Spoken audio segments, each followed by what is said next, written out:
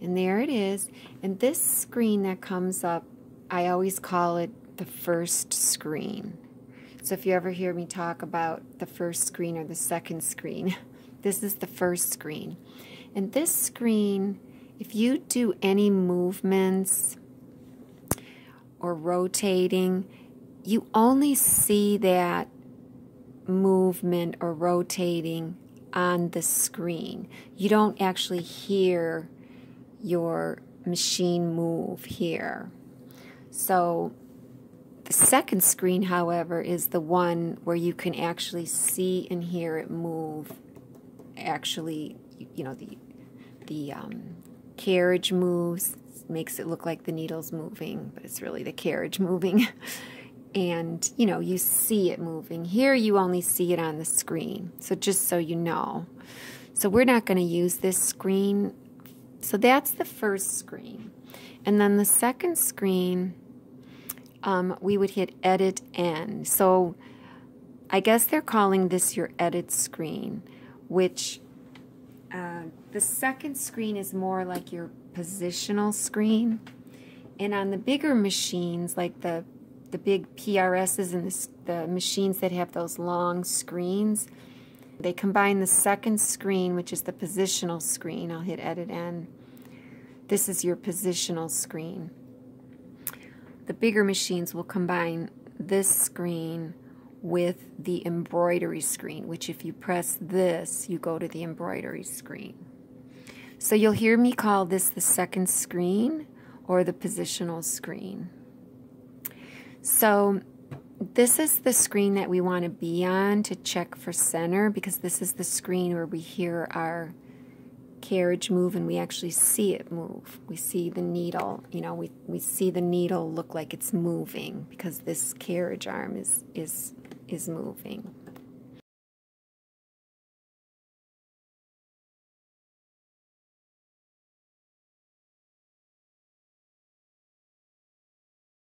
We'll pretend like this design is just an ordinary embroidery design, and we're going to check for center and check for rotation. That's normally what I do on ordinary embroidery designs. And then when I'm done showing you that type of design checking, then I'll treat this as what it really is, which is a quilting end-to-end design. Because that's just slightly different as far as how we handle the centering of it and the positioning of it. So if we pretend like this is just a regular embroidery design where we drew our crosshair on the fabric, or we just taped our template, our design template on our fabric, this is how you would do it. So like I said, you check for center and then check for rotation.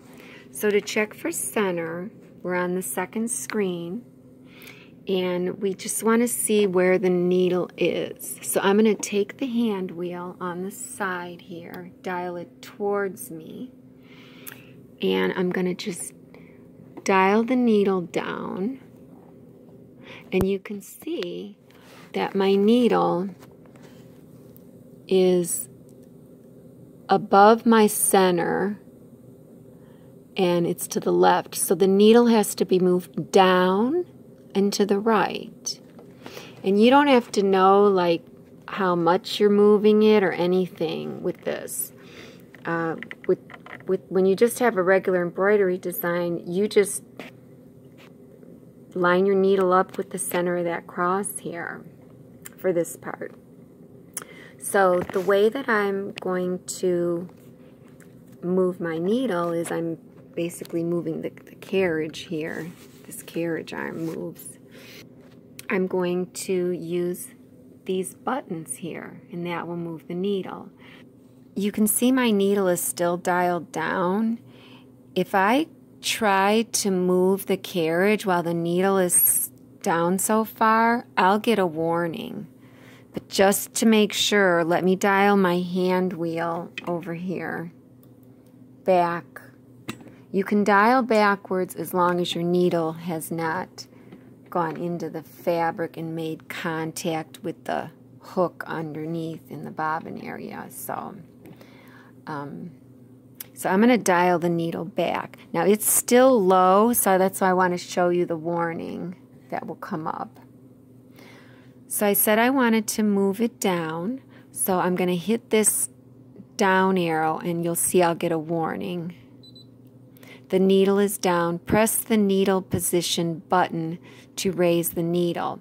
The needle position button is this needle up, needle down.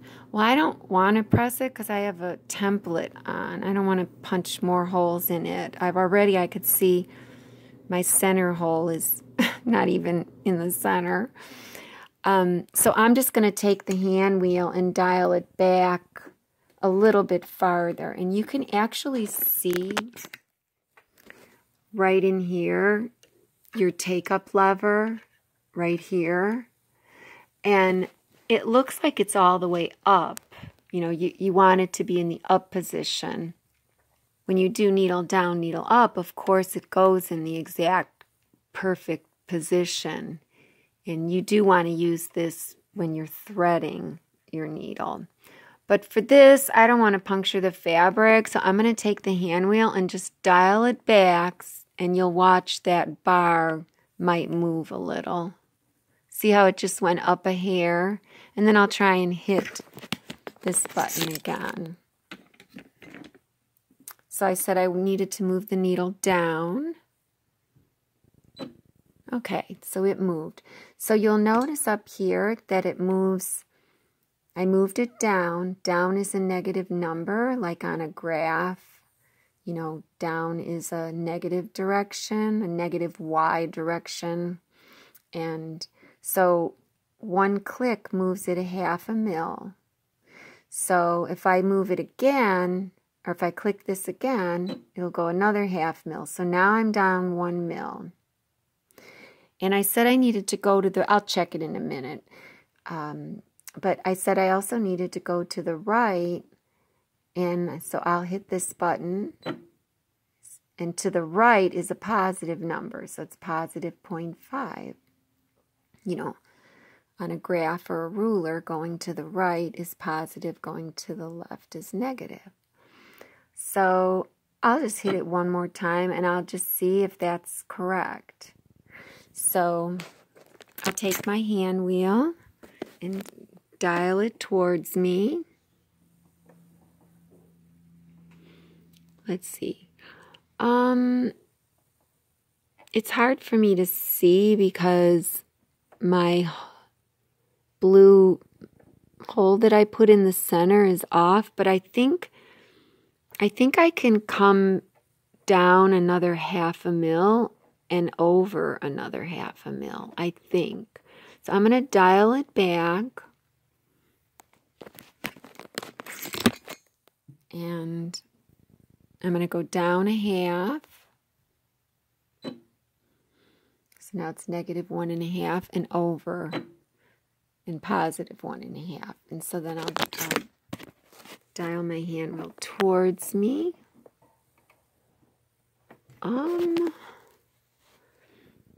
It actually looks like I came over too far to the right. I'm on as far as up, down, but to the right I'm not. So I'm going to take the hand wheel and dial it back. And then I'm going to, I went too far to the right, so I'm going to go back left. Now I'm at just 1.0. And then I'll test that. So dial the hand wheel towards me.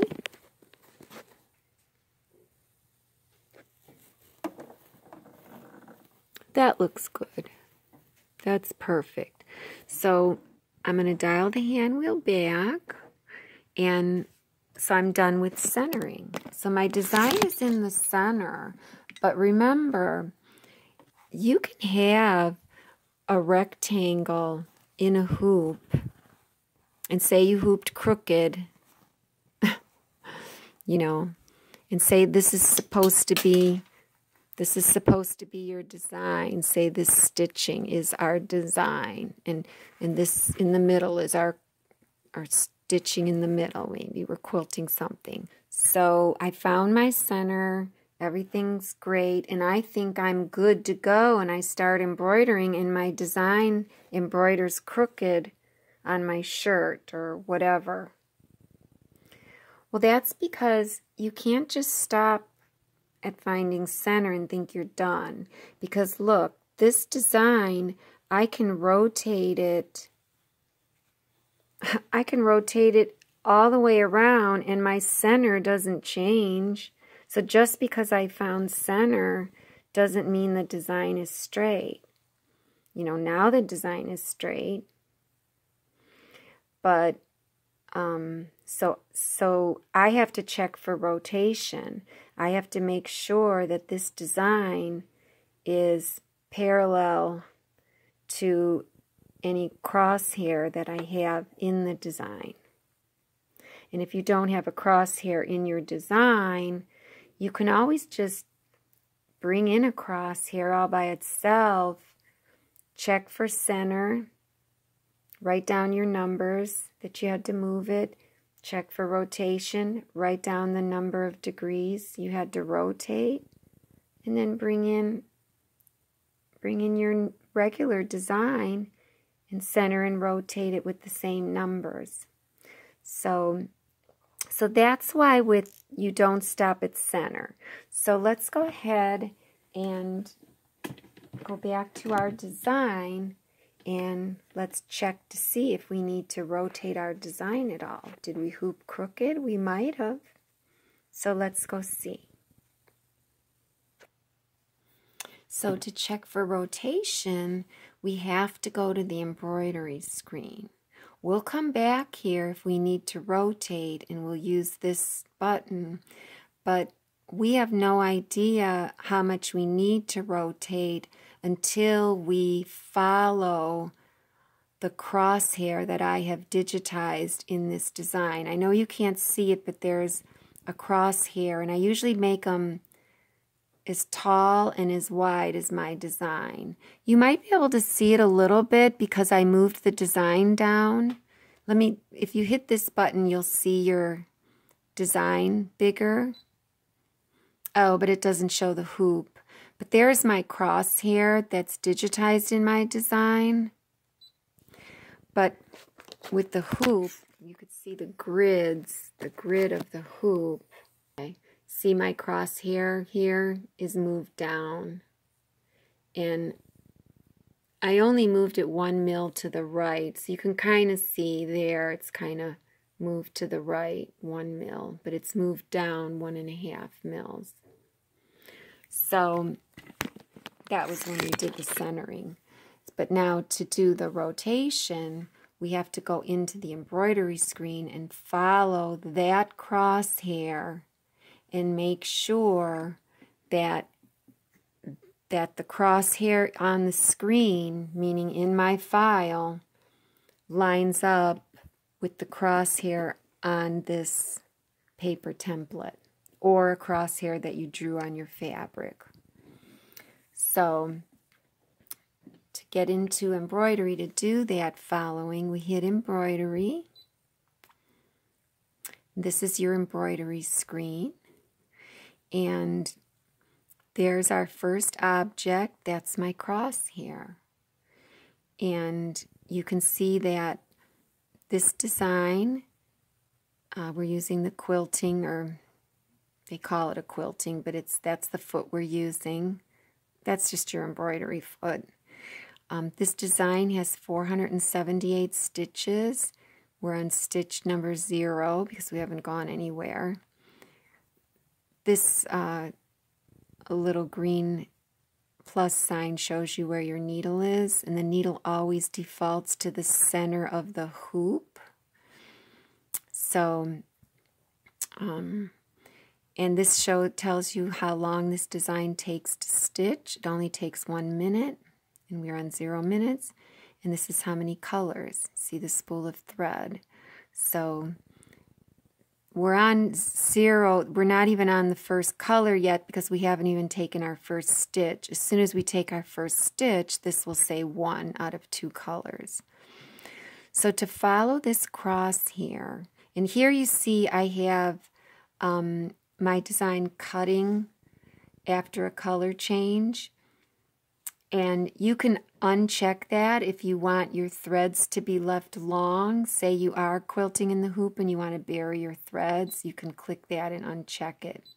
Now this machine does not trim jumps.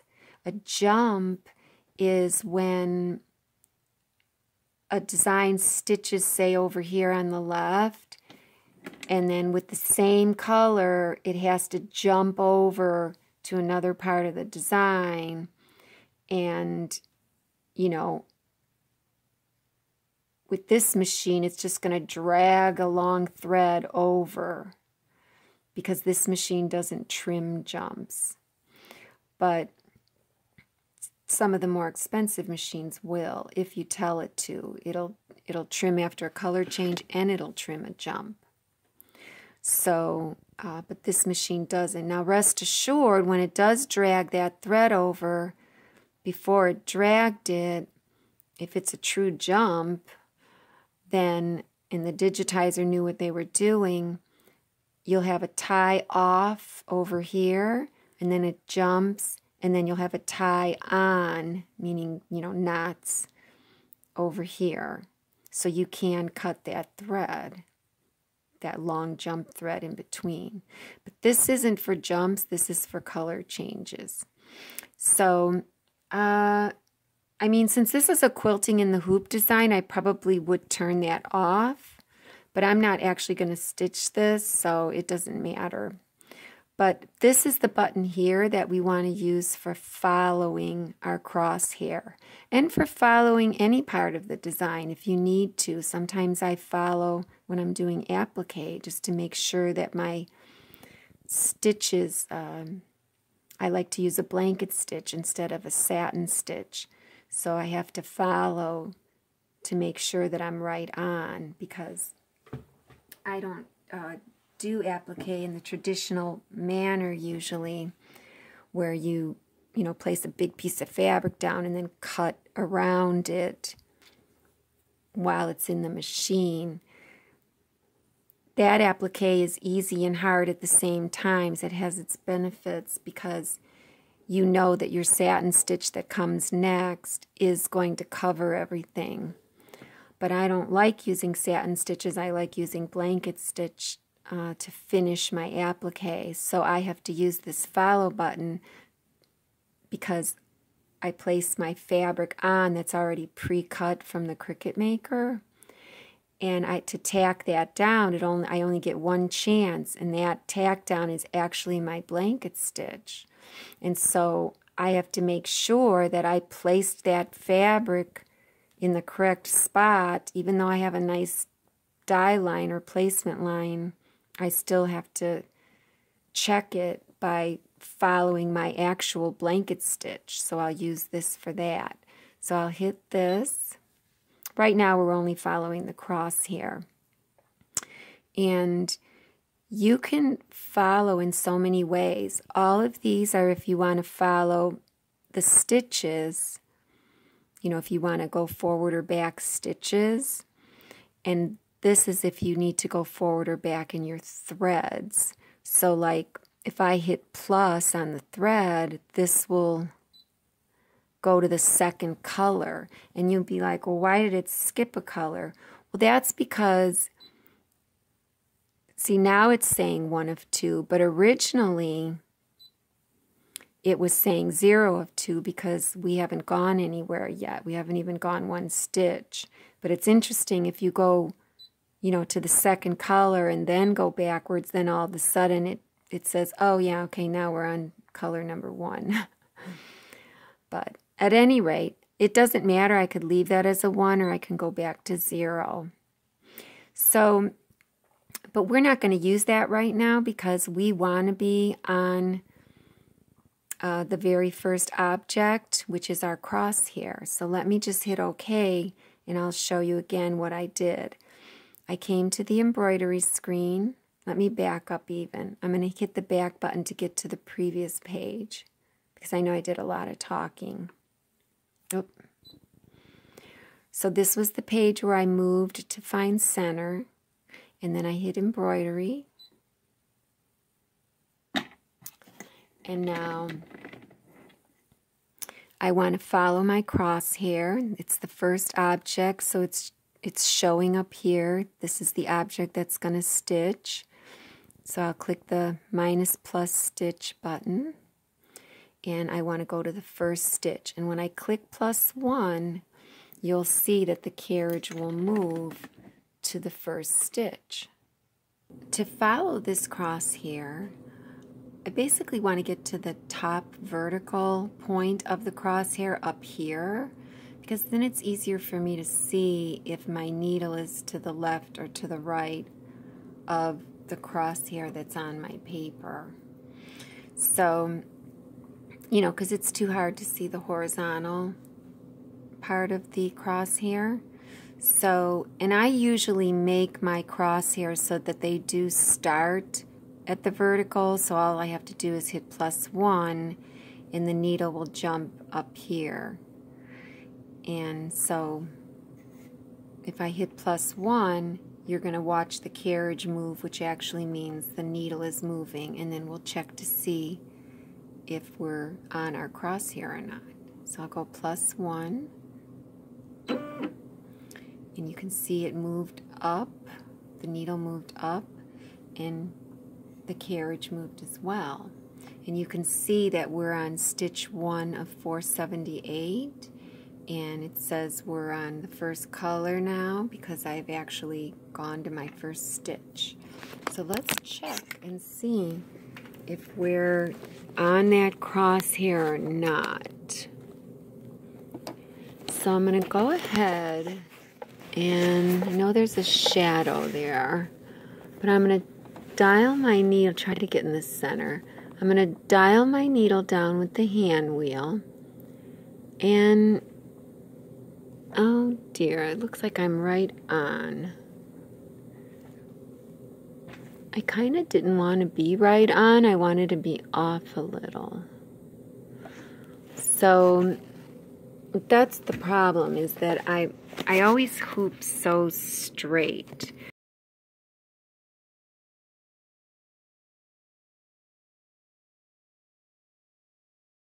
So I brought in the same file just with a longer crosshair, because when they're longer, you can see if they're off or not better. You know, the longer the line, the more accurate your findings will be. So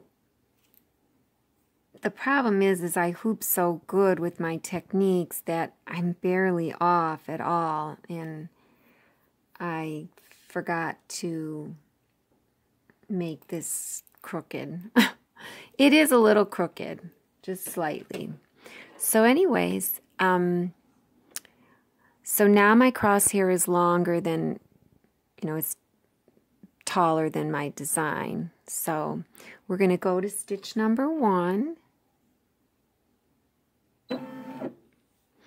And so now we're going to check to see if the needle is on my crosshair, on my paper. So let's see.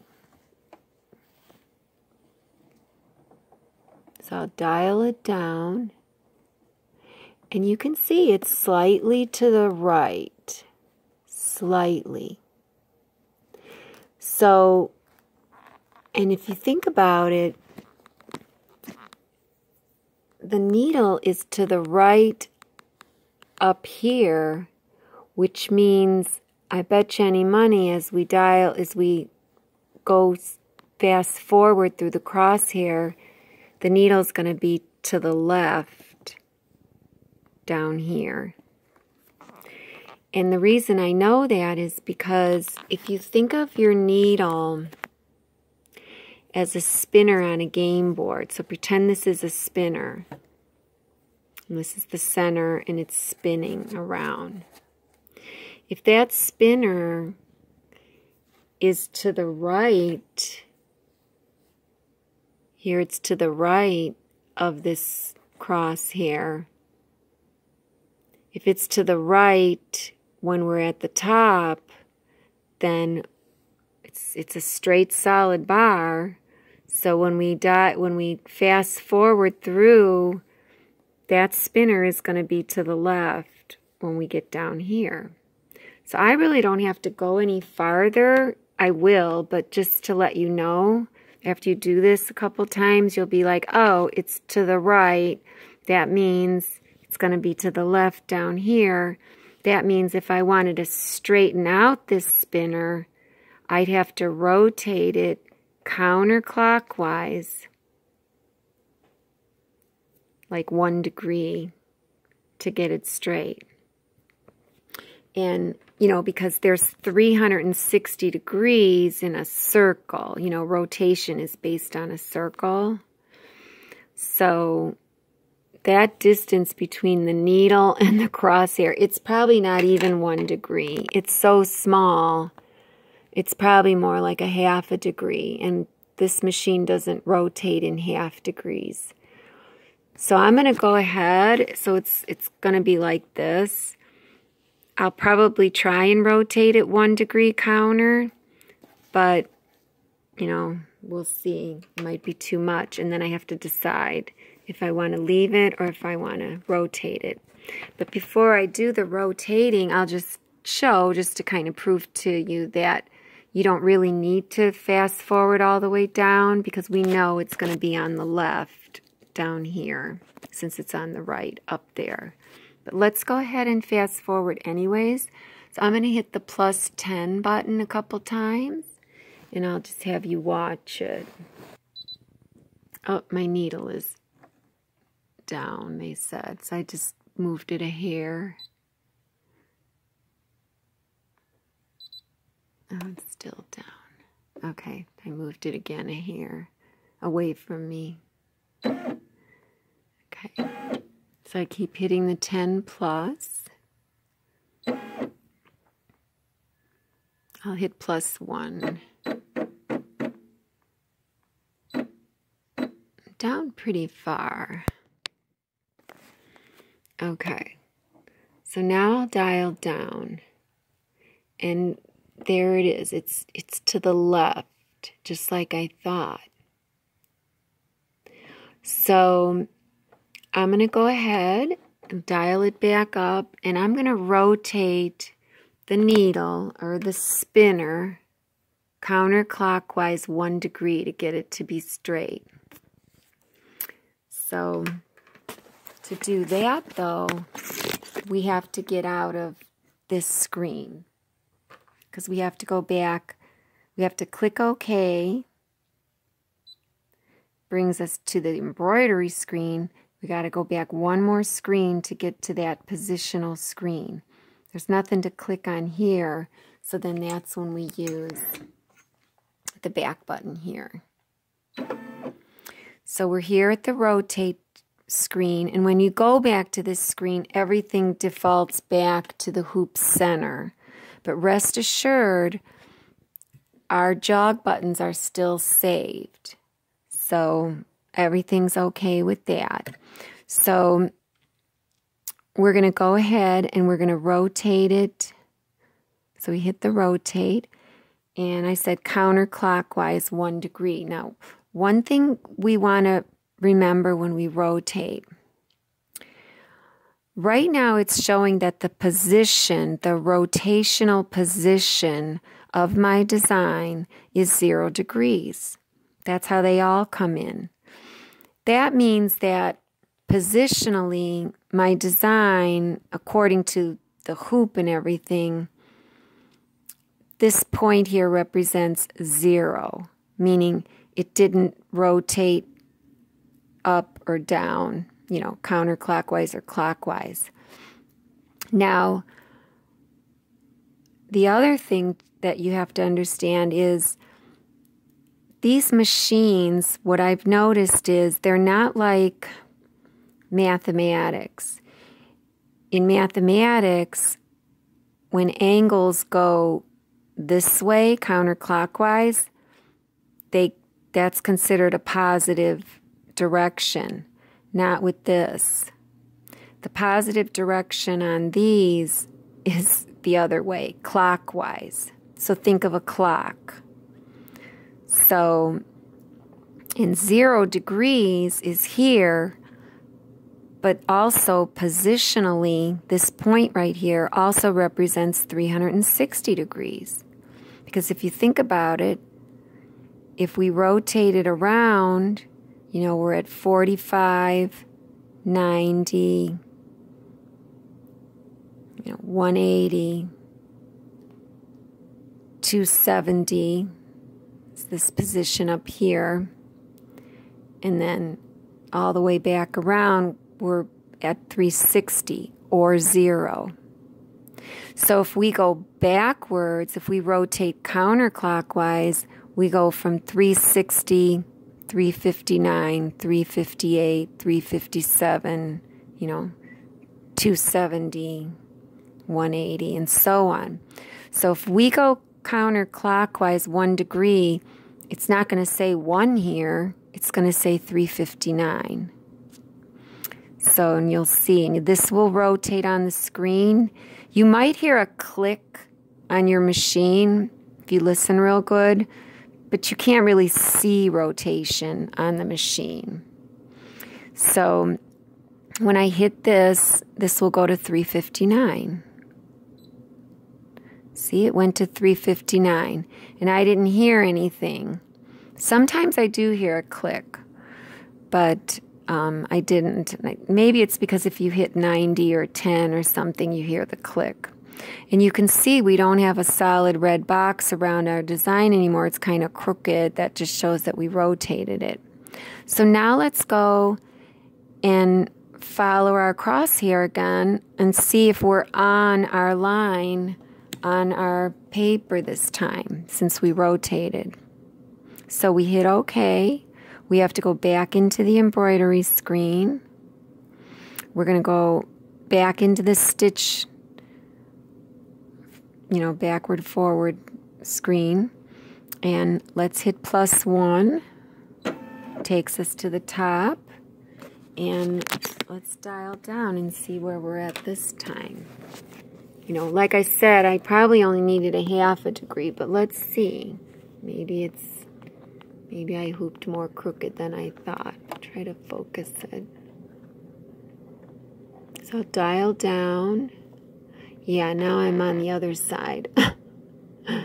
So I really needed a half a degree, but I think it's going to be okay. Let's dial back and let's fast forward +10. I mean, I'm just not that far off. What can I say? I'll go +1 to get down farther. Because the longer the line, the more accurate you are. Let's see. Okay, and now it's on the right side. So notice we were like this before, and now we rotated it 1 degree, but now we're like this. Down here it's to the right, and up there it's to the left. But it's so close that, it's fine. No one's ever going to notice it. So I'm going to leave it because we don't have half degrees. And I'm just going to hit OK. And so I've rotated. I've checked for center. I've checked for rotation. And I'm back on the embroidery screen by hitting OK. I don't want to stitch my crosshair. I want to advance to the next thread color, this blue design. And so I would hit, I should have stayed on this screen, sorry. I should have stayed on this screen because this screen lets you advance to the next color as well. So when I hit this, it'll go 2 to 2. So you're in your second color out of your 2 total colors. So you can see it's there. It's on 2 to 2. And it hasn't gone to the first stitch of the second color because I'm kind of fast forwarding through things. Normally, when you get to your second color, the needle goes to the second color and then you change your thread. But since I'm doing it this way, nothing is moving. The carriage isn't moving. I could go +1.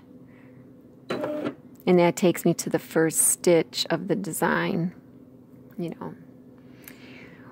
which we should probably stop this type of hooping now, because what I showed you just there was like a traditional design where you're checking for center and you're checking for rotation using a crosshair because it's a traditional design. Now I'm going to show you how you would handle your design if it were what this one actually is, if it were a quilting design where you're matching end to end. So I'm just going to back out of this totally. I can hit OK because I'm going to pull up the other design. It's pink in color and it has the shorter crosshair, and I just, you know, I wanted to make sure that we could see the difference between the two designs. So I could hit OK and then just keep backing out, whoops, you know, of these screens to get back to the menu, to get back to my USB, or I can just hit this embroidery button and it says OK to cancel the current pattern, and I'll say OK. So now I'm going to bring up the same design, but I'm going to bring it up as it was intended, as a like a end-to-end design. And this isn't just for quilting. This is like, say you had, you know, a multi-hooping of regular designs that you needed to match up. You would use the same technique. So the new design is pink, and I'm going to hit set. And so this design has to be matched up end to end. So here's our first screen, and again, I'm not going to do anything with the first screen. I'm going to hit edit end. On the second screen, I can check for center. I mean, I'm probably going to have to move it anyways, but I can. I mean, I have the crosshair in the design. I might as well.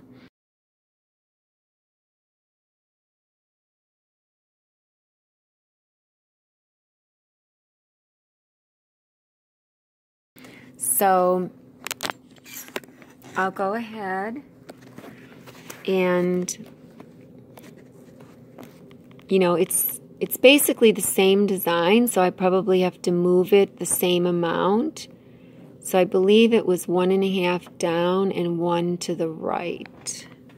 So I dialed back up, and so I'll go hit it 3 times. Oops, that was too many to the right. I went to the right first. Let me go back to center. So I said 1.5 down. They do their vertical first, which isn't math. You know, usually we're X, then Y. The X is horizontal, then you do the Y, but they do the vertical first. So 1.5 down, -1.5, and then 1 to the right. And that should be the center, because it's the exact same design, and I haven't changed the hoop, so yeah, it's right in the center. Okay, so we checked for center, and with these kind of designs, your rotation could still be off. So we're going to check the horizontal and see. We're going to do the same thing we did with the vertical on the first design, or we're just going to check the horizontal this time.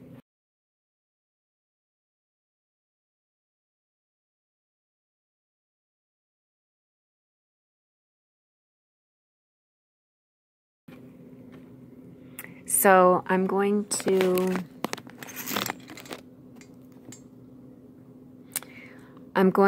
hit embroidery, because we have to, the needle is down, so dial my hand wheel back. Okay, embroidery, and we're going to follow the crosshair. Now this crosshair, I actually made it so the horizontal bar stitches first. So I'm going to follow it, so I'm going to hit +1, and the needle went all the way over. And I'll dial my needle down again and see if I'm far off on. It looks like I'm right on that one, which that's not a great, you know, it's all fuzzy and everything. So I'm actually gonna try and get more on the paper. It might show that it's on, but we already know that we're so close. We're like a half a degree off only from the last time we did this. I mean, it's the same design, so same hooping. So I'm going to do +1 to try to get on the paper. I'm going to just hold it down. Now I'll go, oh, I didn't have to go that far. I'll go -1. Let me dial down. So you can see that I am above the line, which if this were a spinner again, I'm going to put it on the horizontal now. Oh, I'm above the line.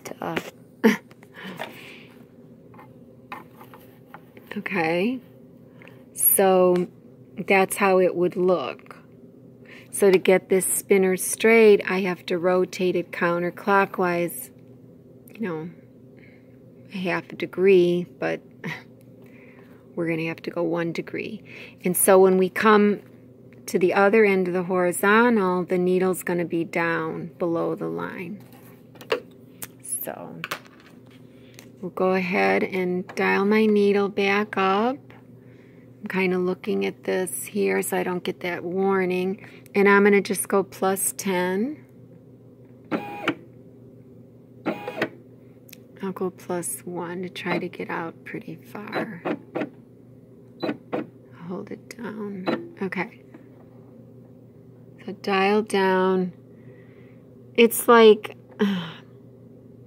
you know, and this is a paper. It's not straight. It's not solid. It's kind of flimsy. So, I mean, it looks like it's right on, you know. So we already know that I can rotate this by 1 degree or not. So I'll just go ahead and rotate it since I did on the other one. You know, this is what happens when you're too perfect. And plus, the machines don't rotate a half a degree. So to rotate it then, we have to say okay. And we have to get out of this embroidery screen by using our back button and hit rotate. We're going to go 1 degree counterclockwise. Goes to 359 again. We hit OK. And we have to follow it again. So we hit embroidery. And then the stitches. And when I hit +1, it goes all the way to the left. But I want to be on the paper. So let me hit +1. I'm just holding it down, basically. Okay. So I'm right on over here. But since my paper is a little wonky, I might, as I hit +10, raise the needle. Okay. As I hit +10, and then I'm going to hold down the +1. So if I dial it down, I mean, I am a little high, but like I said, I can't go a half a degree. So I'm happy with that. So like I said, you know, you do kind of want to check for rotation, even though we're trying to match up point to point. Because, you know, you can match up your point, but what if your design is rotated wrong? I mean, you kind of want to make sure your design is in the correct rotation before you match up your point. I would think so. So now we're going to match up this point. So we have to go to the first stitch of the design. So we want this stitch right here. That's our first stitch. And if you don't know that, well, you've already stitched the previous design, so we're pretending like, you know, like we stitched a previous design here in green, right here. We ended right here. But if we go fast forward to the next thread color, here, needle. Okay, so now we're on thread color 2 of 2. And if you're not sure, you can hit OK, and you could see there's your design showing. And we're on 2 of 2, color 2 of 2 colors. And so we'll go back, and I want to go to stitch number 1 of this second color. So I'll hit +1, and it jumps all the way over here down to the first stitch. So let's see if we're right on the dot of the previous.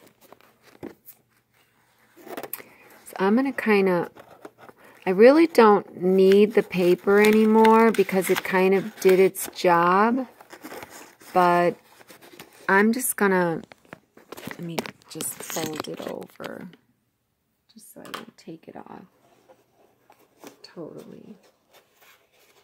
I'll just fold it over just so you can see the dot. And normally I would take it off anyways because, like I said, it served its purpose. So let's see if my needle is lined up with that green dot. Okay. So this green dot, we want the needle to be lined up with. So I'm going to dial down, and you can see my needle is off. So that means I have to move the needle to the left. Maybe 2 mils. I don't know. So I'm going to dial it back up, and we have to get out of here to move the design. So we hit OK. We can't hit anything on this screen, so we hit this because we have to get back to that positional screen, this one. And, you know, that brings everything back to the center, but it doesn't matter. We know we're going to move the design over like 2. I can't click it through the camera. So right now, positionally, it's at 1 mils. We're going to move it over. So now it's at a 1/2 mil. Well, I said 2 millimeters. So 1 millimeter brought us back to 0. And, you know, the carriage is moving, so the needle is moving. Even though it's, you know, in the center of the design, the whole design is moving over to the left. And I'm going to just try it at 1.5 mils. You know, I moved it to the left 1.5 because originally this was on 1 mil. So 1.5 to the left takes me down to -0.5. I'm just going to try that. Now see, here's the difference between the Brothers and the Janome. On my Janome, I wouldn't have had to jump through all these screens just to move my design while I'm fast forwarding through a design or following a design. The Brothers, you have to. You got to go back to previous screens. And that's the one thing I don't like about the Brothers. So, you know, now that I moved it, I have to go check it. So I go back into Embroidery, go back into this stitch, forward. I'm going to the next thread color, and I'm going to the first stitch of that thread color. And now we'll check it. See, with the Janome, I would have just been able to fast forward and then just dial my needle down and check it, because all of my buttons for fast forwarding and moving the design, all those buttons are down here. They're not on the screen. And I guess it has something to do with programming. Maybe it's harder to program that in to the software interface. I don't know. But the genomes are definitely better in that regard. So anyways, let's just see what that movement, that subtle movement did, if it dialed us, if I dialed down, if I'm on. It looks like I'm right on. Yep. So I was right on with 1.5. So now I'm done. So now I can stitch this design. I can remove the template. And like I said, I could have removed the template anyways because I was done with it. But sometimes you might have make a mistake and then you're like, gosh, I wish I wouldn't have taken my template off. In this case, I had the horizontal line, you know, so it would have been okay to take it off. So I would just peel this off. And since this is a quilting design, for me, I like to bury my threads. So I would pull up the bobbin thread from this point. So what I would do is, I'm on the first stitch. And you want to be on the first stitch when you pull up your bobbin thread because obviously you don't want to be in the center of the hoop and then pull up your bobbin thread and then drag thread over to your first stitch because it'll be dragged from underneath the hoop and it would be a nightmare. So you want to get to your first stitch if you're going to pull up your bobbin thread, and we're already on it. And so I'll just do needle down, needle up to pull up my bobbin thread. Okay, it didn't do it because my needle wasn't in the highest position, so now it'll do it. That's down, press it again, up, and notice I'm holding the top thread. When the needle comes up, you pull on the top thread, and that pulls up the bobbin thread. And you want to get some tweezers for that. I'd grab that bobbin thread, my tweezers, and pull it out. And I'd have a nice long thread to bury when I'm done with this design. You want this top thread to be threaded through this foot. So I usually just take it and thread it through if it's not already through. You know, because this one fell out, and you might have to use your tweezers. And I'm looking through the camera and then pull it through. So then now both threads are under. And so now you can see this is red, so that's because your presser foot is up. So you take your lever here, put your presser foot down. Now that's green. You hold your threads. I usually do a needle down. I usually hold my threads on the hoop with my finger on the hoop, and I'll do a needle down. And then I'll press start. And sometimes it's weird because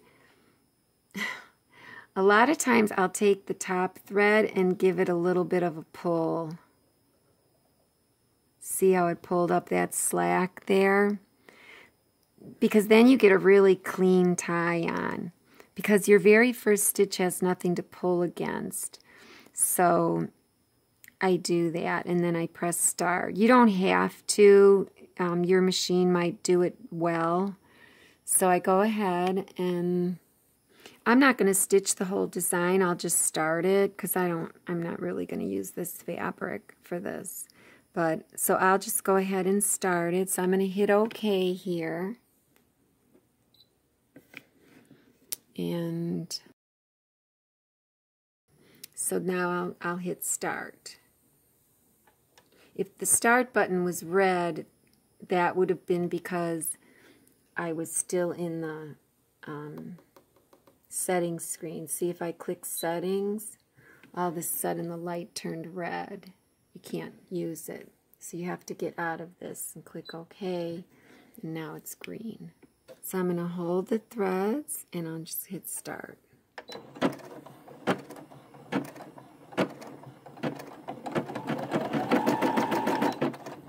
Okay, and did I put a tie off on this file. I can't remember if I did or not. But if I know that I'm stitching on this beginner machine and I know that I'm going to bury my threads, when I'm digitizing a design or when I'm fixing a design or editing it, I can even, edit a stitch file.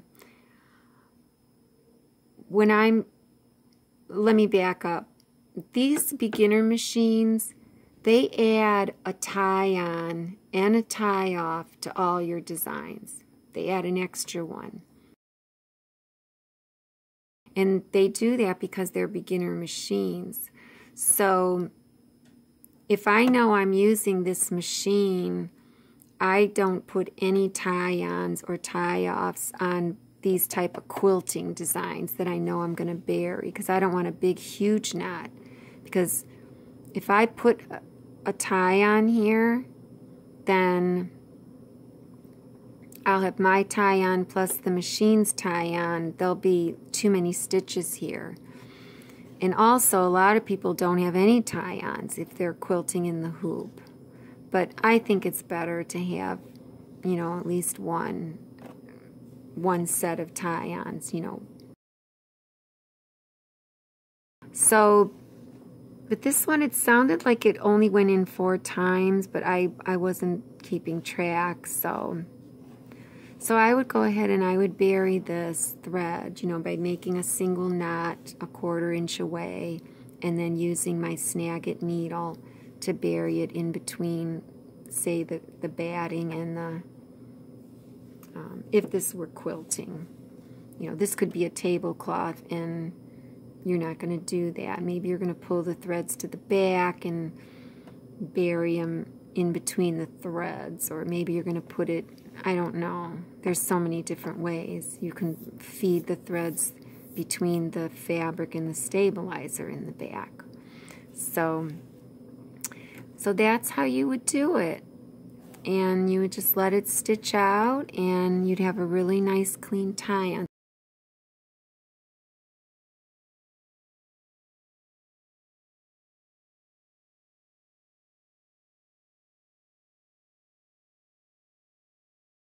To get it off, wherever the hoop is hanging over, it's hanging over the back. That's what I grab with my hand.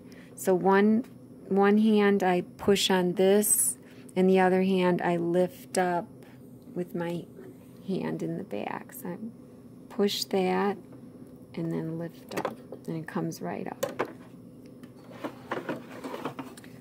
So there's my connection. You can see it's pretty darn close. It's right on. And it looks great. So that's how you do that. Now this design, this is the one where I digitized and I make nested blocks and I just match up this ghost with the previous ghost. And so for this, I would center and do my center and rotate in the traditional manner, as if this is just a regular design. I check for center, then I check for rotation on the vertical axis. And I might have this design still on in my USB. I'd have to find it. So I'll show you how I would center this one. So let me go and put it in.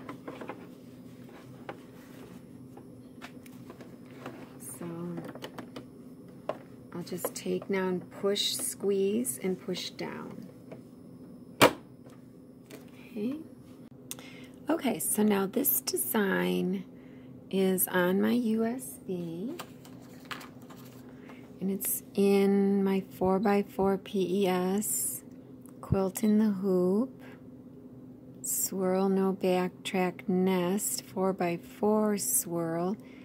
So one is the ghost file, if I want to stitch the ghost template on vinyl, I use that, which I already stitched it on vinyl. And I think this is the thinner vinyl. Yeah, this is the cheap plastic I had somewhere. I have some 16 gauge vinyl. That's better, but this is the actual design. So I'll hit set. And now I could see my design is not oriented this way. So I've got either a starting or ending point here, and then, so that's what I want to see on the bottom. So I have to rotate this. So while I'm on the first screen, I'll hit the rotate button because it'll just rotate on the screen. So that is when I use the first screen, or one instance where I would use the first screen. So I'll hit rotate, and I'm going to rotate it 90 at a time. So I did it to the, counterclockwise 90 degrees, which is 270. And if you think about that, here you are at 0. If I go 90 degrees counterclockwise, I'm up here. This is that 270 because this is 360 or 0. So is that the position or the rotation? Yeah, it looks like it is because I have this starting or ending and this curl. Yeah, that's it. Here's my starting or ending, here's this curl, and then there's this one. So that's correct. So I'm okay on my rotation on the first screen, so I won't change that. And remember, I'm treating this as a typical embroidery design. That's the beauty of my nested blocks. I don't have any end-to-end to match up or nothing. I've already matched it up with the ghost template with the previous ghost stitching. So I'm done with this rotation. Hit OK. I'm done with the edit screen. I don't need to do any of this because I want to do my two things. Check for center, check for rotation. So to check for center, we're going to hit edit end. This is our positional screen or our second screen. And we want to dial the needle down and see if we're in the center. Remember, this is where we're going to see and hear the carriage move, and hence the needle move. So I'm going to dial my needle down with the hand wheel. And, I'm way off. So I would say I'm about a good 3 mils too high and, 3 mils to the left. So I'm going to move my needle to the right 3 mils and down, say, 2.5. I'm just going to guesstimate. So I have to dial my needle back up, look at my take-up lever, and so I was going to go down. Oh. Okay, I can't go down any farther. It must be because my crosshair is really big. Oh yeah, see how far my crosshair comes way far down.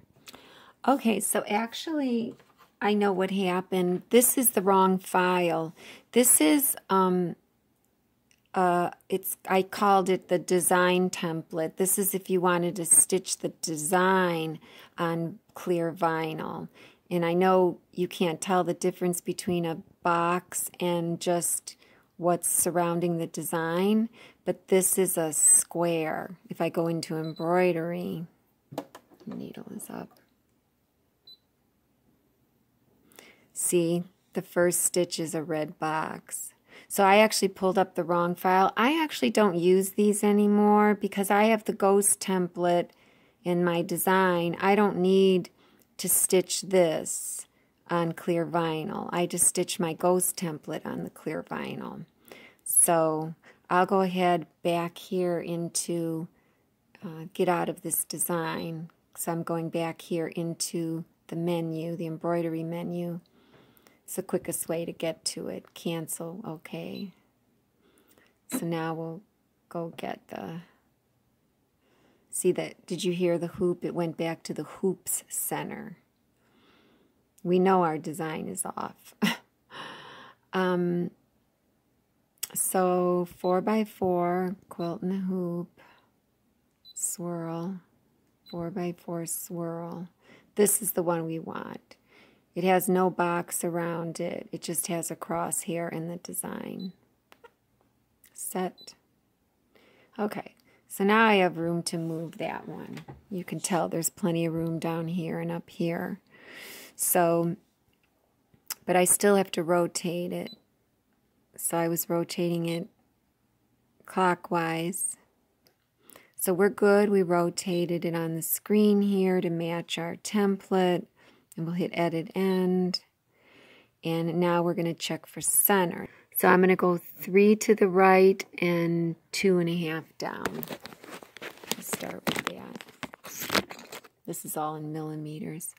So I'll go, see, I always say the X coordinate first, but they like to do the Y coordinate. So I'm going to go 2.5 down. So it moved it down, and I said 3, so I have to hit this 6 times. And then we'll check it. You can just stay on this screen while we check it. Okay, I still have to go over maybe 1 mil and down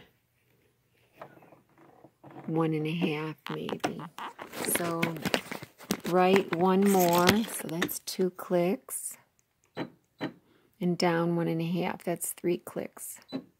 That might be too much. I'm right on, I think. Yep, right on. Okay, so I'll dial back.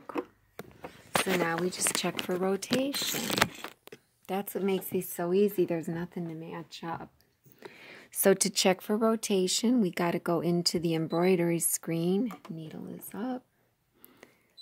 Embroidery. You know, our crosshair is our first object. I'm going to go to the stitch forward back. And hopefully my crosshair is starting at the top. Because like I said, I haven't worked with these in a while. +1. Okay, this one is starting at the bottom, probably because I rotated it. So since I rotated it, that meant that originally I had it starting here. That's how I used to start my crosshairs. So since I rotated it, it's going to be on the vertical, so I'm good now. Okay, so we're on the vertical. We're on the first stitch of that crosshair. Let's check and dial our needle down and see if we're on. You can tell I'm a little bit, my needle is a little to the left. Like, barely. Again, I hooped too good. I'm only 1/2 degree off. So if my needle is to the left down here, think of a spinner. If it's to the left down here, that means up there it's to the right, which means I have to rotate it counterclockwise 1 degree. And of course that's going to be too much. So let's dial back. And I'll fast forward through the crosshair.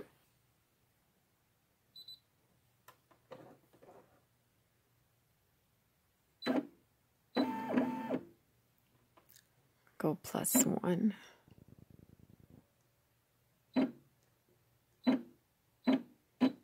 Oop, now it's coming backward. Okay. So, you know, the needle is to the right of the line, so I might be able to get a 1 degree counter rotation. So it's like this. To the left down here, to the right up there, 1 degree counterclockwise should get me right on. So we have to say okay. we have to get out of the embroidery screen by using our back button. Oops, I was down pretty far. Okay, and we're going to rotate 1 degree counterclockwise, and this will go to 359, remember. You heard it click this time. Like I said, sometimes I hear it, sometimes I don't. And I'll hit OK. You see that it rotated. I'll hit embroidery. I'll go to plus minus stitch. We're on the first object. It says 0. When I hit plus 1, we're on, on the first stitch of the first object. And if I dial down now, boy, this isn't sticking very good because I have just regular tape on. So, like I said, I needed a half a degree because 1 full degree brought me a little bit to the right of that. But, I mean, come on, that's pretty great. It's not bad. So if I dial back up and hit plus 10, it's giving me the warning. Get my take up lever up there.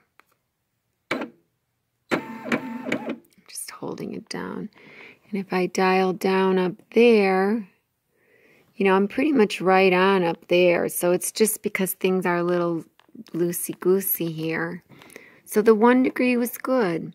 So I'm good now. I don't have to match anything up or anything to stitch this. So I'm done with my templates, so I can hold the fabric and peel it off. And then I would just start stitching. So actually, I wouldn't just start stitching. I have to go to the first stitch of the design and pull up my bobbin thread because this is a quilt and a hoop, and I would want to do that.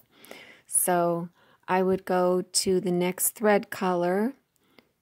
So I could stay on this screen. Oh, needle. I'll go to the next thread color, which is my design. So I'm on the second color of 2 total colors. And if I go to the first stitch of that design,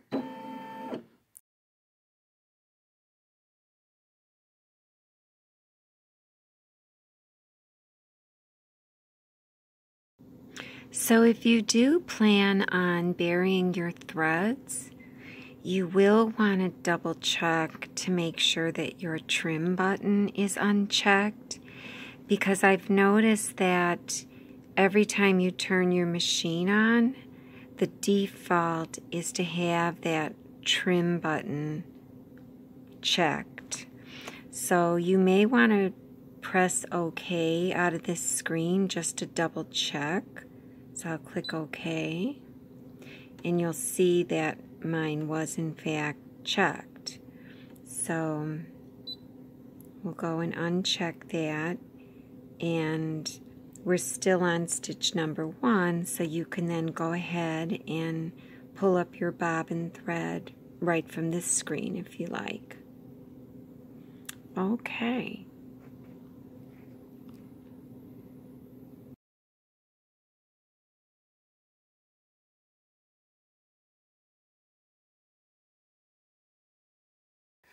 So now I'll do needle up, needle down, needle up, and I'm going to pull on my bobbin thread. I'm going to sweep underneath the presser foot bar now, because that way I'll keep everything threaded. Okay. Oops, I thought I had it. Oh, I didn't have it. Okay. Here we go. All right. So you'll want to have nice, maybe, 6 inches long. That's kind of wasteful what I did there, but, and we'll put our presser foot down. And we're all ready. So I've got it on 4.5 tension, so hopefully this is going to be okay.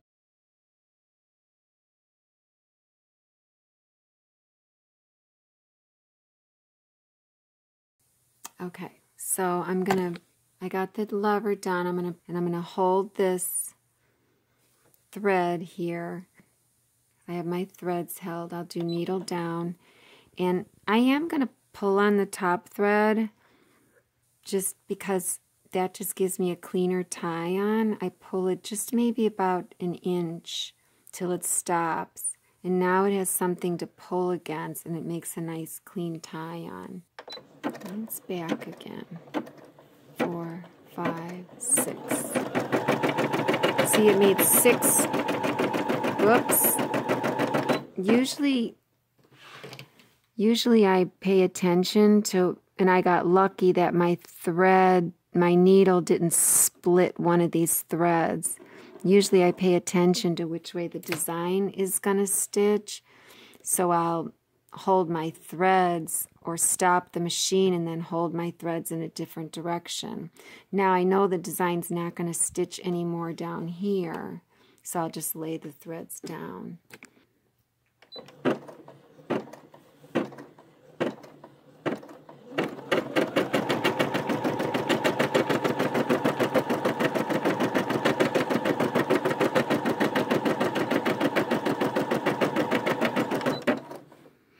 If you see any bobbin thread peeking up, oh, that's pretty good. You kind of want to prick the threads perpendicular and see if they're loose. And then you also take your fingernail along the threads to see if you feel any pokies. I don't feel any pokies. The bobbin thread's not coming up, so the top is not too tight, but it's tight enough to give me a nice tight stitch. So I'm pretty happy with that.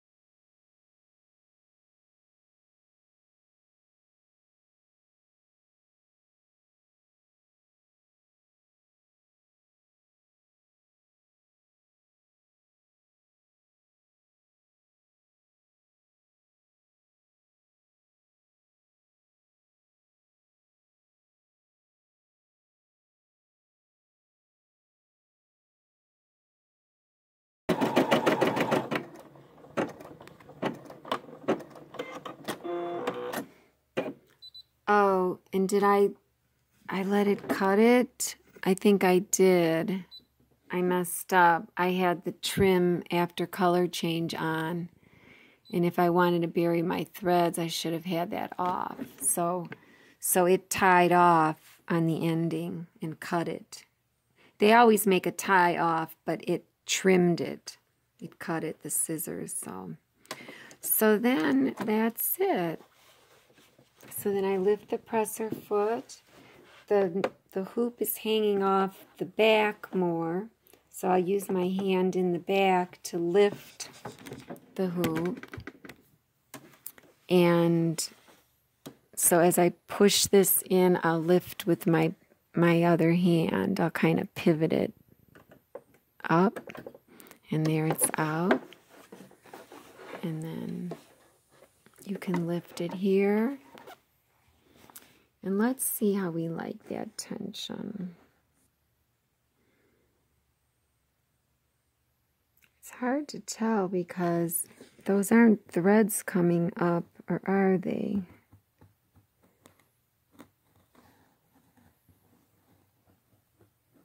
No, that's the reflection. There's nothing coming up. But let's look at the back. So the back actually looks like, you see all the dots, and you hear that?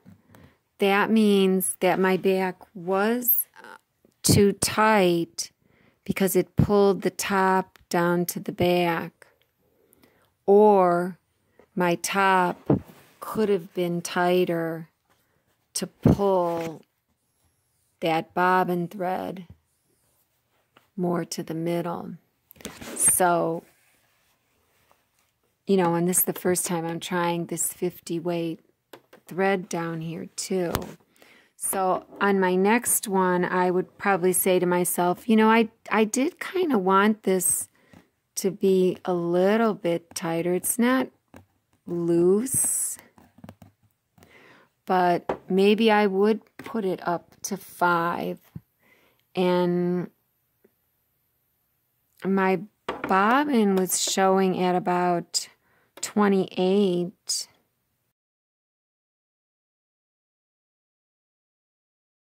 So this is what we call railroad tracks. So this is incorrect. You see this one here on the back is beautiful. It's just as beautiful on the back as it is the front. And you see the threads are thicker too. So I must have used embroidery thread, 40 weight, and this is that 50 weight. Up here there's no railroad. No. Yeah, there I see him. I hear him.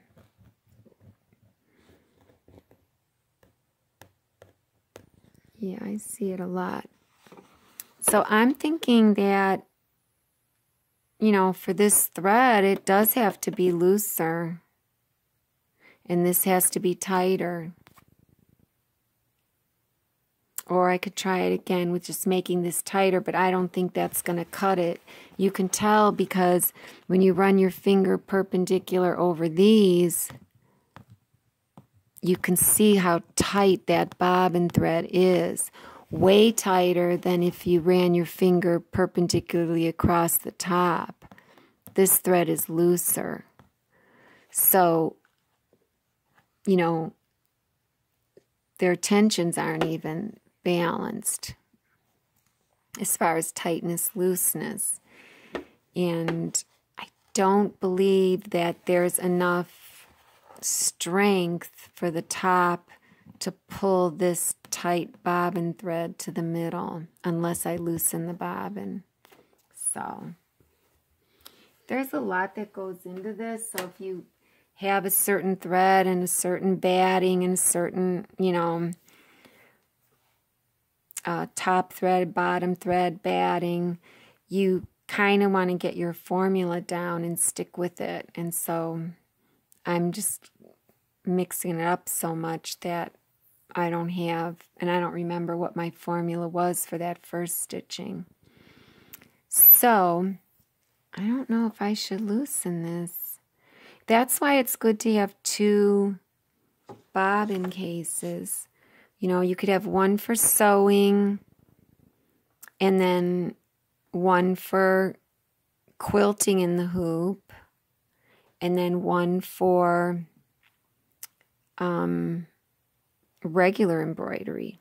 So the one for regular embroidery, the bobbin's going to be the tightest because you want to pull those top threads to the back.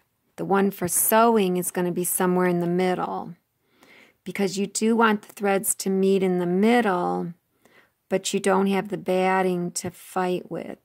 So regular embroidery is the tightest. That's the tightest.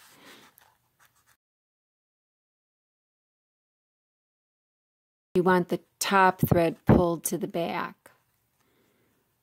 So, you know, you want these threads pulled to the back. Then you've got sewing cotton. You want, this is like your medium. So if the regular embroidery is set at, say, 30, sewing cotton would be at, say, 28, and then quilting in the hoop would be looser. The bobbin, this is all the bobbin. This is our bobbin tension. Looser, say, at 26, you know. that's why I thought leaving it at 28 would be somewhere in the middle. And, you know, you could just adjust the top to get you the desired tension that you need. So I guess I better order that other bobbin case. I mean, I guess I could take it up to 5.5 and try it again. So I'll do that. So I'll have it on 5.5. So I'll go ahead and knot and bury this with my snagget needle. It's got a little pitchfork in the top. So I'll take this, wrap my finger around. When it's long like this, it's easier to make a double knot because I take my finger like away from me and then wrap it all the way around and then put my thumb in the hole and then grab this piece and then just pull this over.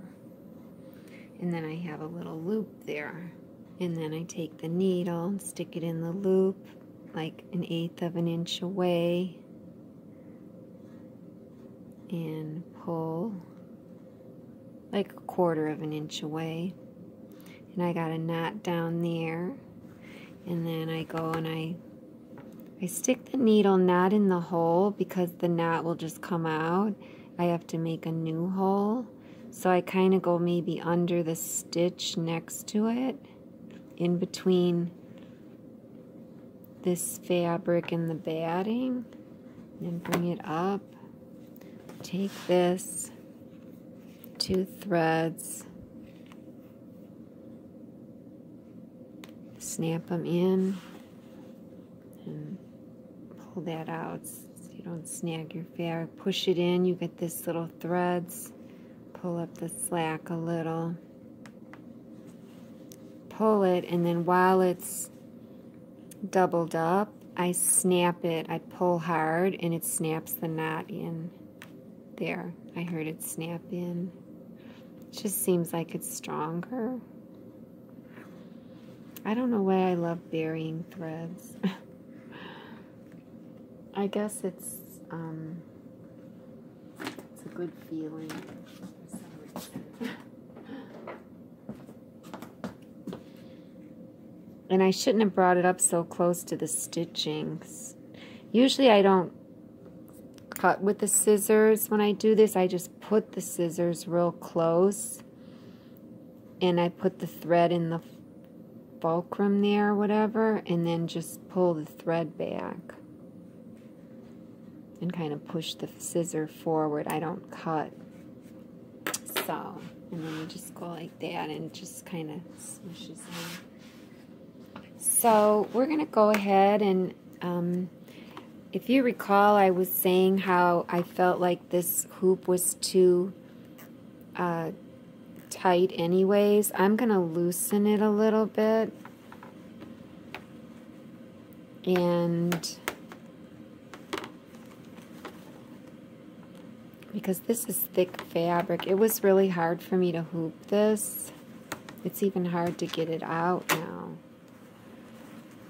So, like I was saying, usually I could put one of these in here, and I can't even get that in, so I'm going to loosen this.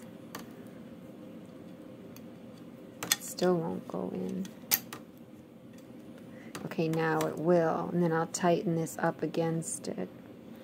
And that's usually my gauge for quilting, and a lot of times I can leave this in while I'm hooping. It just makes it easier. But then you don't want to forget to take it out. Like, it's not going to fall inside, but you never know. It could obstruct something. So I'll take this off.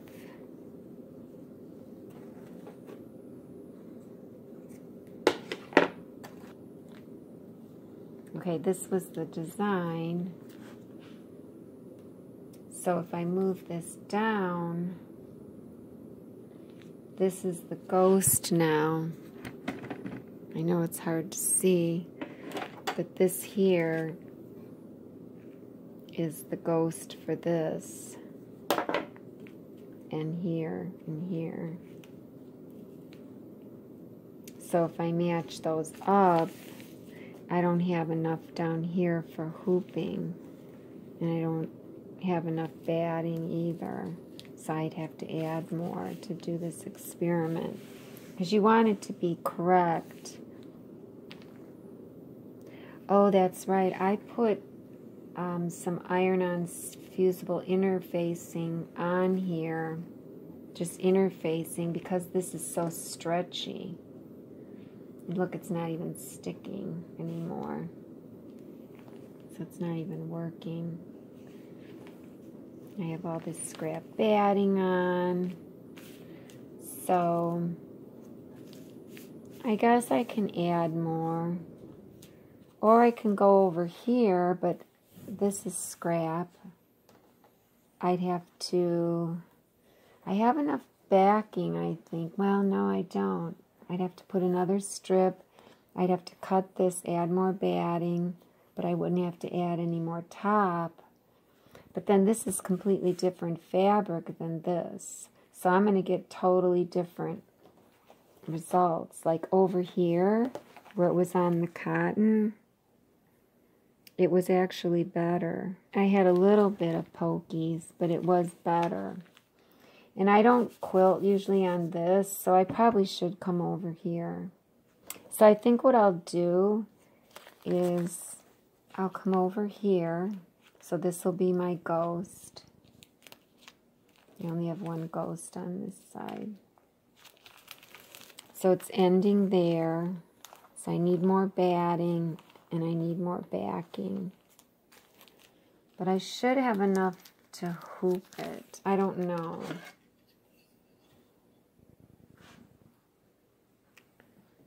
I'd have to get my hoop template. Barely enough. Barely enough over here. So I'll do that. And I'll kind of show you how I do the batting. So I'm going to cut this batting off and add more. Adding more backing and top is just, you know, adding cotton with a 1/4-inch seam on both of them. But adding the backing, I do it like the linoleum guys do, or the wallpaper guys.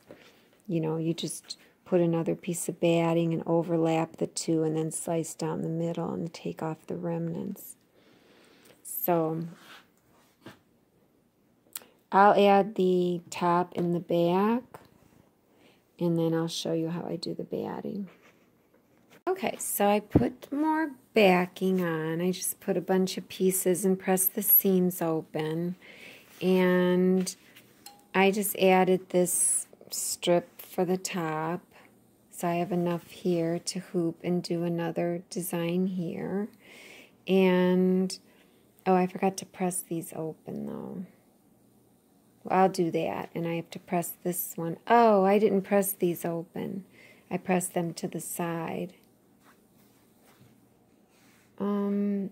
But this one I think I will press open. So I'll do that in a minute. So then the batting here, I don't have a lot to work with to add more batting. So I'm going to separate the batting, you know, get it all by itself. So pull everything away.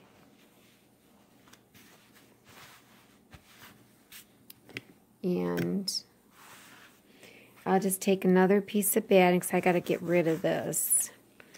And I'll just lay it over the top. I'm just going to overlap it, and I'm going to slice down. I really don't have a lot to work with. I'm going to try and slice down like, you know, right here. Kind of like right there. And, you know, like that. But I'm on my ironing board because I don't feel like moving it after I slice it, so I'm sliding my mat under it. And I need a ruler.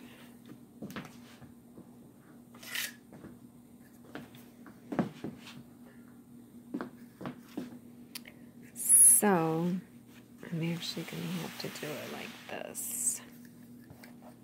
This camera's in my way. So I'm going to put that there, and I've got enough batting sticking out. I know you can't see it. And I don't have any fabric on the bottom. I'll pull the backing, pull the top away. I really have not much to work with, so I'll slice through both layers of batting.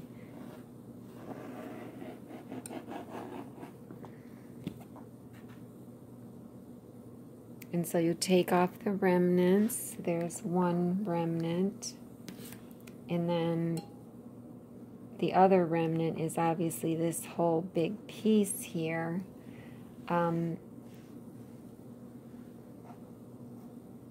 If I wanted, I could, no, because I got to get rid of this. So let me just try and pull it out without disturbing things too much. So I pulled that out. And now these two battings should just butt up against each other. And then here's this knit stay tape. I'm just using it up. It's just one-sided. There's glue on one side. There's batting tape for this that's wider. This is really narrow, but I'm just trying to use it up. And you want the glue side down. The glue side is rough. And I don't have my scissor here.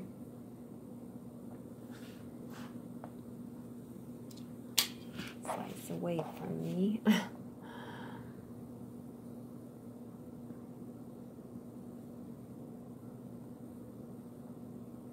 And I'll kind of pinch the batting together to make sure there's no gap. So it should be placed nice and evenly. I'll grab my Teflon sheet, because you don't want to get this on your iron. Now my iron does not get very hot, even though it's a Rowenta. You know, it's one of those Rowentas where it broke very early on using the steam. So I can't even use steam. And I don't like using steam now. Now that I don't have it, I like it without steam. So it's set on the highest, but I think it's not high enough. It's a 1700 watt iron, but I don't know. So I'm just going to press it on there and hold it for like 5 seconds. Try not to breathe. And then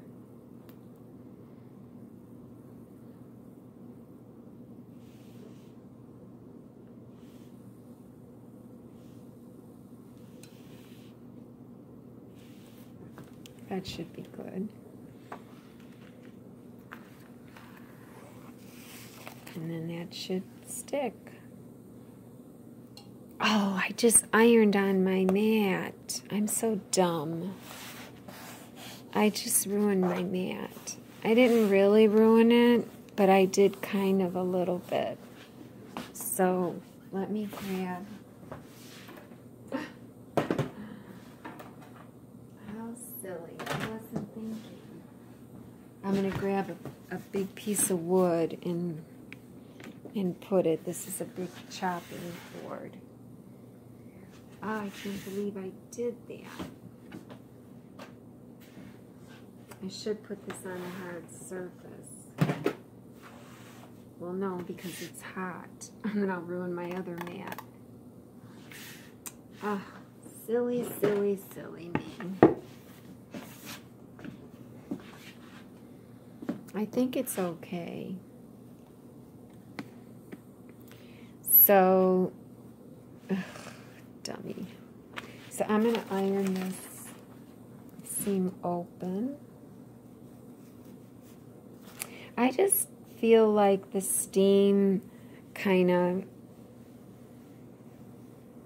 it stretches your fabric, especially if you're working with cotton.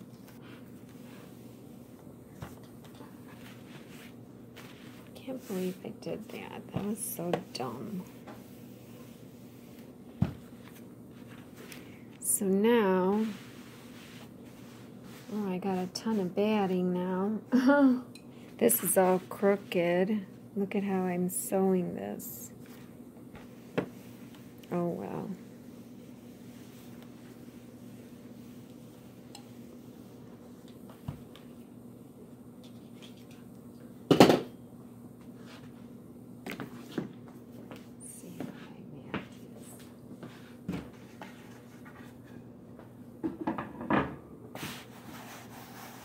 I guess it's okay. Oh, this side is so clean. I'll just do it on that side too. All right. Okay, so this is the orientation. I know it's hard to see. And then I'm going to move this over. This is my ghost. And I could have been lining this up with a horizontal line or my quilt, but of course this is crooked anyways. So that's my design template. And then I'll take my homemade hoop template, line up the crosshairs.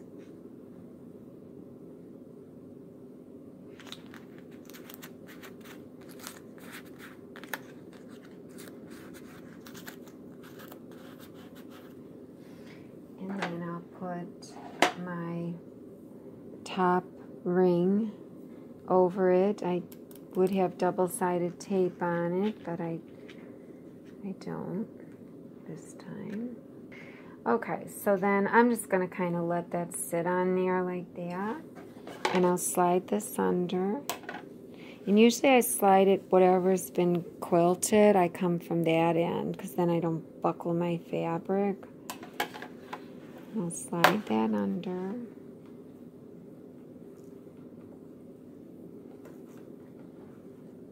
And let's see, I can feel there's a gap here, so I can press that.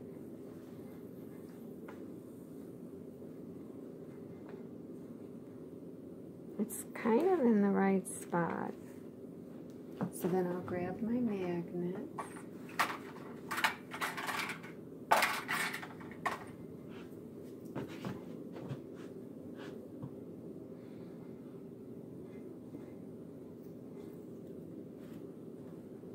Okay, I have this thing here, so that's kind of in my way.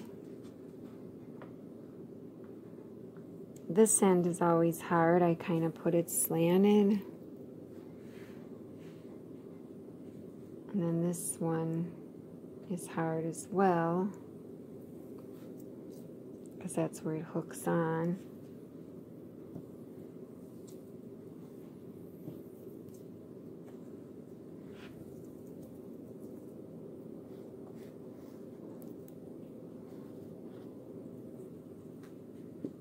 Okay, so I'm going to put this bottom part in first.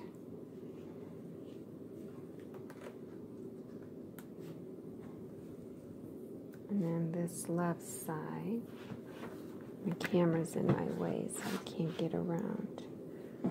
Let me try and come through this angle. So I'll go, I got these two in, I'll go here, and I'll move my fingers up, and then my third side, my third corner. Yeah, it still wants to be tight. So, oh, there it went in.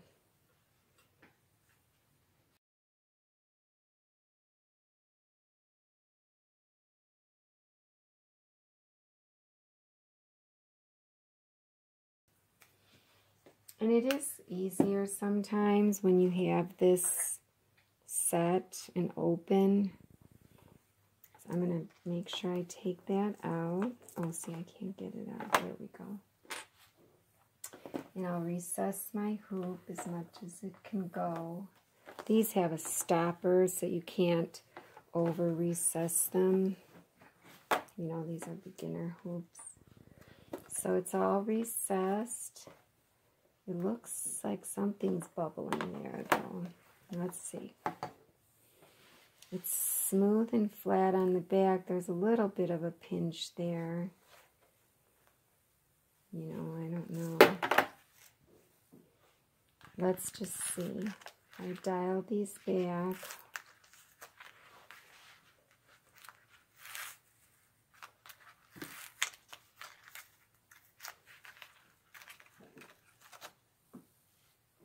I mean, yeah, it's pretty tight. Okay, so we'll go ahead and try it with a tighter tension on top and see. I don't know if I should loosen the bobbin or not, but we'll see. Okay.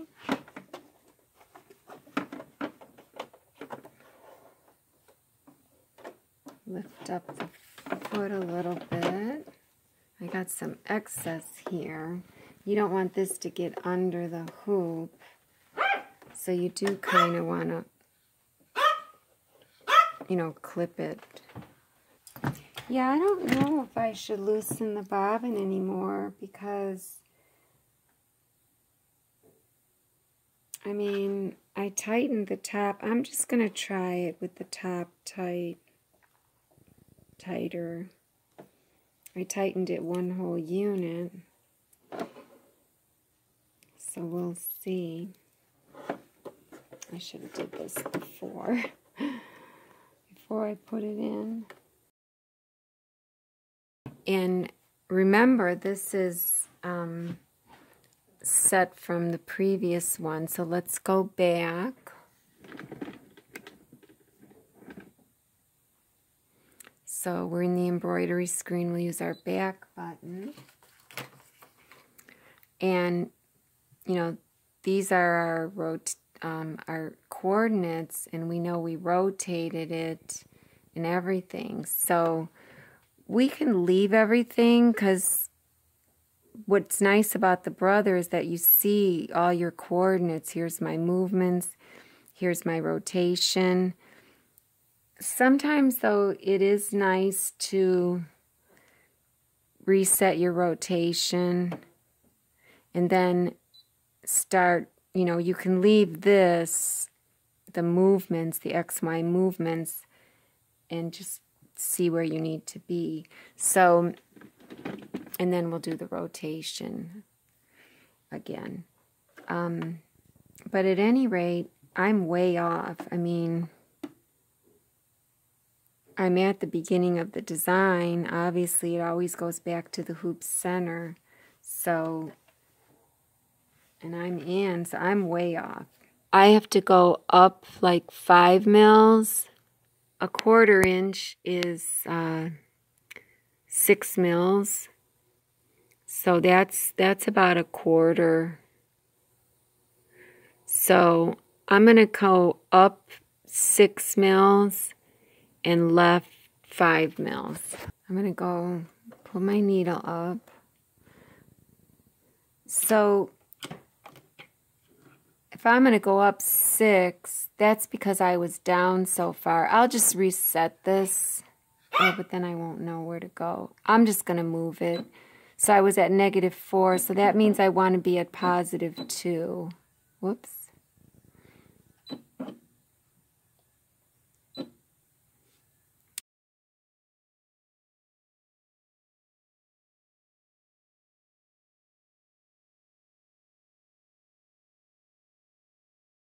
And then I have to go to the left like 5. So I would hit this 10 times or just do math.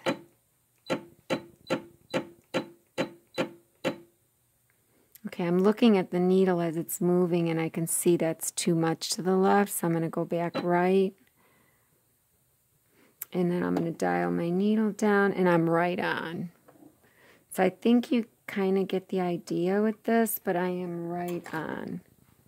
So I just needed to, from regular 0, 0, I was just off a little bit in my hooping. this time. I had to go up 2 mils, you could see. And I dialed down, I'm right on.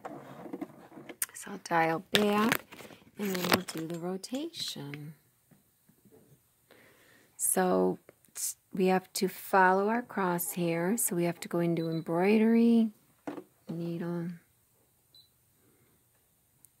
and our crosshair is showing. We've got to go to our stitch, to the first stitch. It's starting down there. It's right on. I don't know if you can see that, but it doesn't look like I'm going to need to rotate it.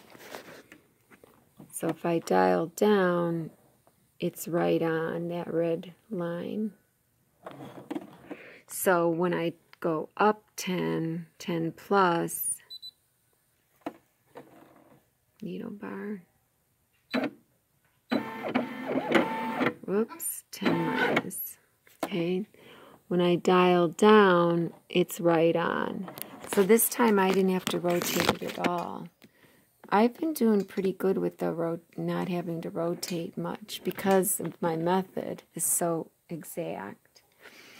So we're done. We're going to go to the next thread color, which is our design. So we're on the next object or thread color. Go to the first stitch. I'm going to take this off before I come down here to the first stitch. So I'll go to the first stitch. And remember, I went up to 5.5 to see if I can get that top. I don't know if I should even go to 6, to be honest. But I'll just try it. And we're at the first stitch, so I'm going to pull my thread up. So needle down, needle up, pull, get my tweezers.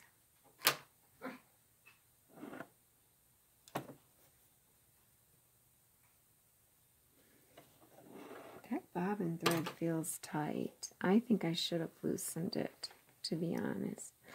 Needle down. Hold my threads. I will actually pull this out an inch, the top thread. Oh, it didn't give me an inch this time, 1/2 inch. That's okay. And I'm holding my finger on the hoop. I'll go needle down and then start. Nothing's in the way. Okay.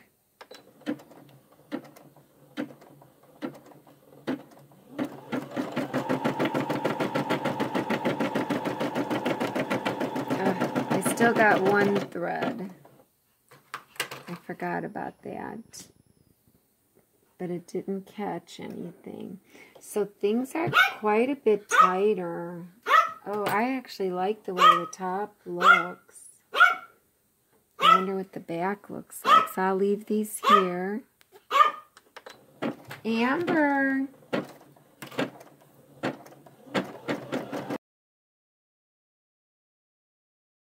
And you know, I'm on quilting cotton now, which is more what we should be testing on.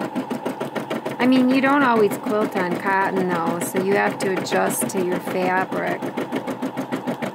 I mean, I like quilting on leather even.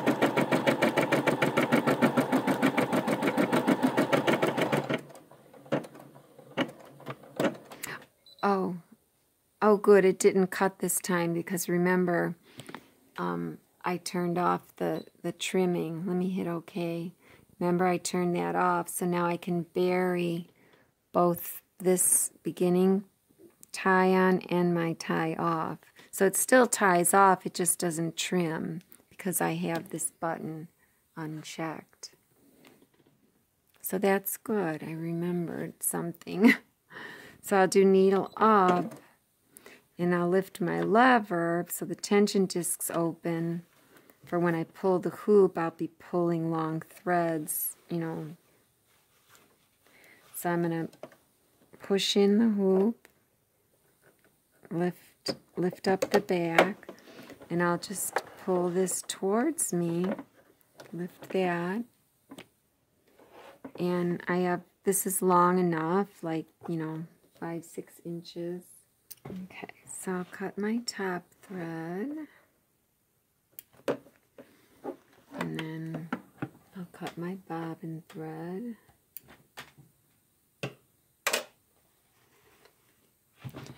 And let's see how we did. So the top looks really great, and you can feel there's no movement at all in these threads. I really like how the top looks and everything. And there, it didn't pull the bobbin thread up, so it's 5.5 wasn't too tight on top. But let's see if it pulled the bobbin thread to the middle. It's better.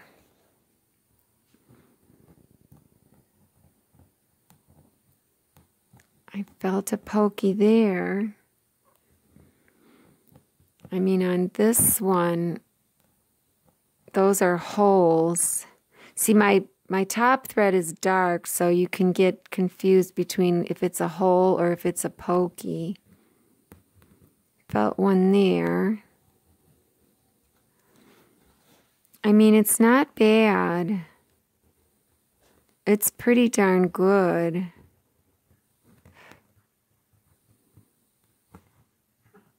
And this is really thin thread on the bottom, so you really can see the top thread poking through, and it's stretched, you know, it's in the hoop. I don't feel too many pokies. So if anything, I might loosen the bobbin just, gosh, two minutes on a clock, you know. Now this thread would have to go to the top. Now since this is the ending thread, you know, the bobbin is on the bottom, it's easy to get it to the top because it's the ending thread. You just pull on this and you should get a loop come up. Maybe. Yeah, I see it. There's a little loop of bobbin thread coming up, and you can just pull it up, or I could have pulled it to the back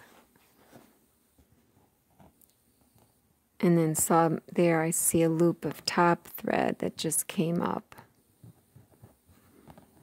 Either way, sometimes you'd rather pull it to the back, but a lot of times you're working just on the front of the quilt. You know, and their quilt's big, so you just want to pull it to the top and be done with it.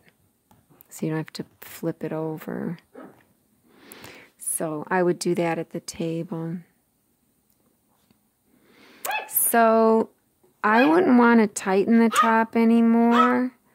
If I loosen the bottom, it's gonna make the top maybe slightly looser, but I don't know.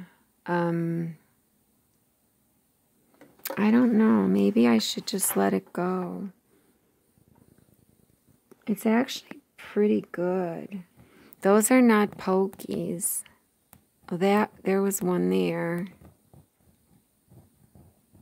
But mostly they're not. And that, I guess that is a pokey, but you have doubled up threads and big holes were being made there.